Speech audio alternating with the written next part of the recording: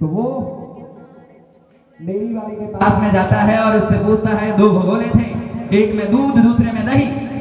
आप सभी जानते हैं कि जो अंग्रेजी में कुछ भी नहीं जानता है, जो आंग्ल भाषा में कुछ भी नहीं जानता है, वो ये जरूर जानता है कि दही को क्या, दूध को क्या कहते हैं। दूध को कहते हैं मिल्क। तो वो हर कोई बता सकता है। दो भगोलों के अंदर एक में दूध था, एक में दही था, और उस डेयरी मैन से जाकर पूछा कि व्हाट इज इन इट। अंग्रेज ने पूछा व्हाट इज इन इट। तब उसने रिस्पॉन्ड किया, क्या रिस्पॉन्ड किया सुनिएगा जरा। उसने कहा दिस इज मिल्क। बड़े जोश और जुनून से कहा, क्योंकि कुछ सेंटेंस आसान होते हैं, उन्हें हम बड़े आसान से, बहुत ही शानदार एक्सेंट के साथ, प्रोनाउंसिएशन के साथ बोल सकते हैं। जवाब दिया दूसरे भगोले में, भाई साहब दही। दही की इंग्लिश नहीं आती, लेकिन उस मारवाड़ी के सम्मान में, डेयरी मैन के सम्मान में ताली जरूर बजाना यदि आपको ये अंग्रेजी समझ में आ जाए कि दही को अंग्रेजी में क्या कहते हैं। वो अंग्रेज को किस तरीके से उस मारवाड़ी भाई ने समझाया, डेयरी मैन ने। उसने कहा what is in the other one. दूसरे में क्या है, इस दूसरे भगोले में क्या है। तो उसने जवाब दिया दही के बारे में, दही को कर्ड भी कहते हैं, और आंग्ल साहित्य का विद्यार्थी हूं तो एक वर्ड और जरूर बताऊंगा सिनोनिम के रूप में, योगहट भी हम कहते हैं। तो उन्होंने बताया दही को, दूध को बता दिया, मिल्क दही के बारे में बताया कि भाई साहब this is sleeping in the night, morning in the time. बात समझ में आई आपको कि हमारा डेयरी मैन मारवाड़ी कितना खतरनाक निकला कि उसने दही के बारे में बता दिया कि भाई साहब this is sleeping in the night, morning in the time.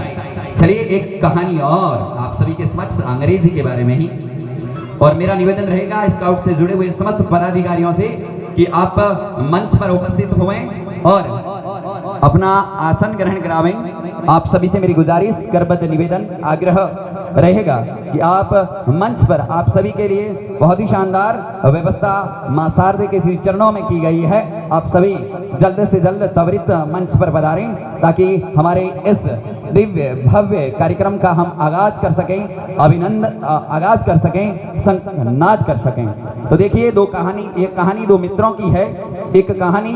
ये कहानी एक किसी शहर की है, जिसमें क्या होता है सुनिएगा। दो मित्र होते हैं, एक होता है धनवान, एक होता है गरीब परिवार का विद्यार्थी जो स्कूल में पढ़ता है तो बड़ा इंटेलिजेंट होता है, उसको 10-10, 15-15 स्टोरीज याद हैं। लेकिन उसी में हम देखते हैं कि धनवान परिवार का लड़का, उसको कुछ याद नहीं होता है, 12th पास आउट कर देता है, महाविद्यालय शिक्षा को वो छोड़ देता है, और अपना मित्र है उसका जो गरीब परिवार का, वो पढ़ रहा होता है।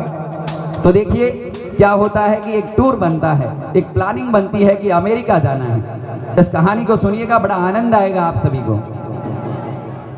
एक प्लानिंग बनती है कि हम लोग अमेरिका घूमने जाना, लेकिन भाई साहब जो धनवान परिवार से लड़का आता है वो कहता है कि भाई साहब मुझे अंग्रेजी नहीं आती, मैं क्या करूंगा। If I go there then I will have to talk in English, if I don't know English then there is no need to visit America.